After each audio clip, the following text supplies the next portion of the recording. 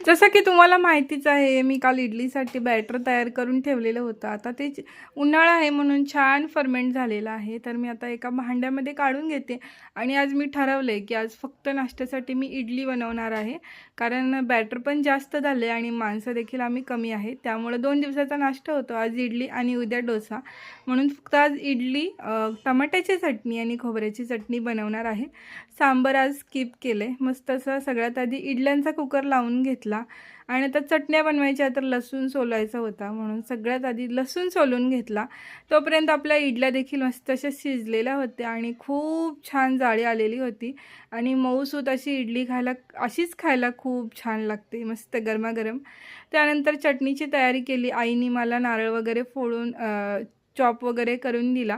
मग मी इथं पटकन चटणी बनवून घेतली आणि टोमॅटोची चटणी देखील बनवली. दोन्ही चटण्यांना एकसाथच तडका तयार केला. दोन्हीला पण मस्त असा तडका दिला आणि मस्त गरमागरम सगळ्यांना नाश्ता सर्व केला आणि मस्त आम्ही देखील करून घेतला. त्यानंतर इडली बनवली तर सगळा मेस होतोच किचनमध्ये, तो आवरून घेतला. त्यानंतर मस्त दुपारचं जेवण केलं आणि 2 दिवस प्रचंड गरमी होत होती. म्हटलं आज तरी पाऊस येईल असं वाटतंय आणि संध्याकाळी मस्त थंडगार असा पाऊस आला आणि वातावरण खरंच खूप जास्त थंड झालं. नाहीतर 2 दिवस खूप जास्त गरम होत होता.